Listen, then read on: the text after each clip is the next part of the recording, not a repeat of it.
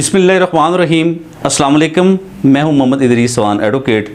दोस्तों, अवा की कमज़ोर और लाचार बेटियां आए रोज़ लुट रही हैं, उन पे जुल्म किए जा रहे हैं, उन्हें औरनाक ज़्यादतियों का निशाना बनाया जा रहा है। और इसी तरह का एक वाक़या शहर कायद में रूनुमा हुआ, जहाँ पे एक ज़ालिम शख्स ने अपनी बीवी को इतना तशद्दुद किया उस पर। पहले उसकी टांग काटी, उसके मुंह पे तकिया रख के उससे मौत की घाट उतारा। फिर उसके बदन पे तशद्दुद किया, उसकी टांग घुटने से काट के अलग की। अज़ां बाद उसे किचन में ले जा के देग में उबलते पानी में डाला और नीचे आग जला दी। यानी देग में जलाया गया अपनी उस जोजा को कत्ल करने के बाद। इतना औलनाक वाक़या। और ये अवा की बेटी जिसका नाम नरगस बीबी है, मकतूला नरगस बीबी, ये कराची गुलशन इकबाल का इलाका है। ये ज़ालिम शख्स स्कूल का चौकीदार है जिसका नाम आशिक है, जिसने अपनी जोजा पे इतना ज़ालिम किए, इतना जुल्म किया, इतना औलनाक तशद्दुद किया। और ये मदीना टाउन कराची है, कराची ईस्ट का इलाका है जहाँ भी ये जुल्म हुआ है दोस्तों। और हम ये समझते हैं कि शायद हमने अपनी बहन बेटियों को उनके राइट्स उन्हें दे दिए। हम ये शायद ये गलत समझ बैठे कि हमने इस तालीम याफ्ता दौर में, इस तरक्की याफ्ता दौर में जब हमने इतनी तरक्की हासिल कर ली, तो शायद हम ये समझ बैठे हैं कि हमने अपनी बेटियों को, अपनी बहनों को, अपनी बीवियों को तहफ़्फ़ुज़ फराहम कर दिया है।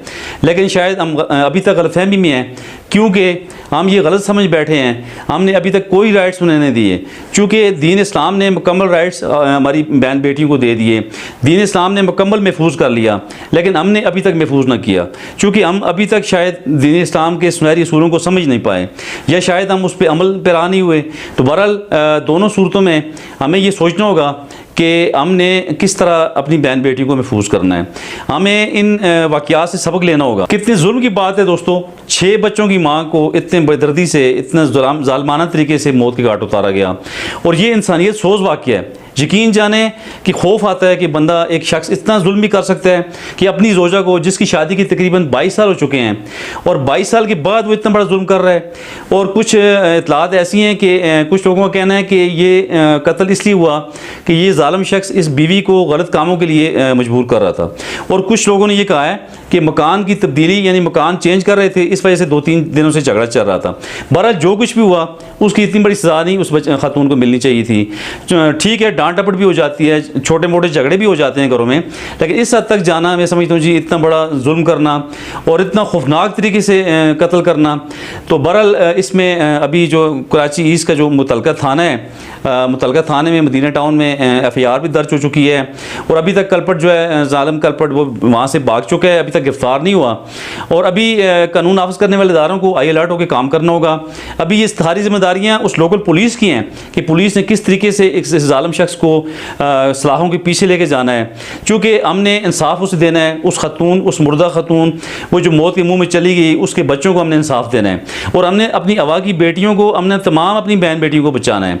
हमने ऐसे ज़ालिम लोगों के ख़िलाफ़ गिरफ्त टाइट करनी है ताकि हम अपनी बहन बेटी को महफूज कर सकें। तो बहरहाल हमें इस गलतफहमी से निकलना चाहिए कि हमने अपनी औरतों को महफूज कर लिया। जब हम ह्यूमन राइट्स की बात कर रहे होते हैं, जब जो भी लोग आगे किसी फोरम पे जब इंसानी हकूक़ की बात करते हैं, बिलखुसूस ख़वातीन की प्रोटेक्शन की, तो लोग एतराज़ के लिए निकल आते हैं। लोग कहते हैं जी कि आप कौन सी राइट्स की बात कर रहे हैं। तो बहरहाल हमने अभी तक बुनियादी हकूक़ ही नहीं दी औरतों को। अभी तक हमने इस्लाम के उन बुनियादी असूलों को समझा ही नहीं है। हम मुसलमान हैं अल्हम्दुलिल्लाह, लेकिन हमें चाहिए कि दीन इस्लाम ने मुकम्मल राइट्स दी हैं हमारी औरतों को।